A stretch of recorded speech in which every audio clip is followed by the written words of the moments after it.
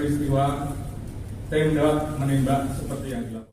Kini terungkap insiden baku tembak di rumah dinas Irjen Verdi Sambo hanyalah sebuah rekayasa.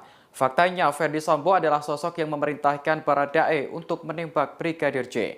Ia kemudian menembaki dinding rumahnya menggunakan pistol milik Brigadir J agar seolah-olah terjadi baku tembak.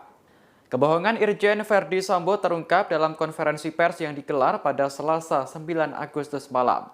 Kapolri Jenderal Listio Sigit Prabowo menegaskan bahwa tidak ada baku tembak antara Baradae dan Brigadir J di rumah dinas Sambo pada Jumat 8 Juli lalu.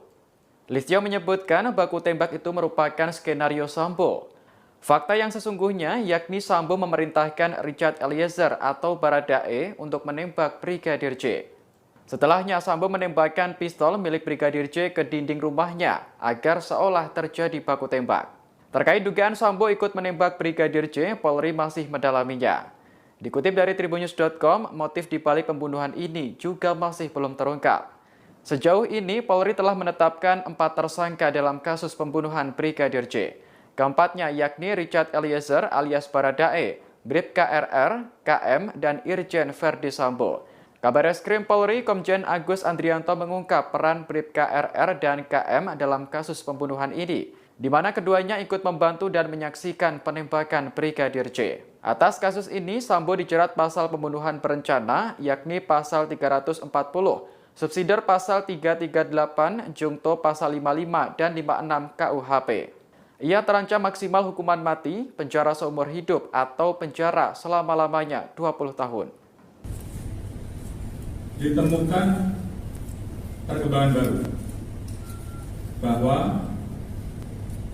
tidak ditemukan, saya ulangi, tidak ditemukan fakta peristiwa tembak menembak seperti yang dilaporkan.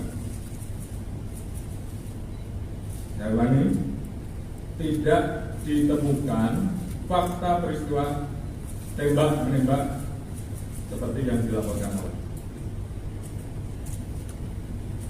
tim khusus menemukan bahwa peristiwa yang terjadi adalah peristiwa penembakan terhadap saudara J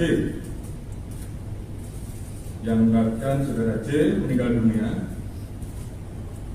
yang dilakukan oleh saudara RE atas perintah saudara RS.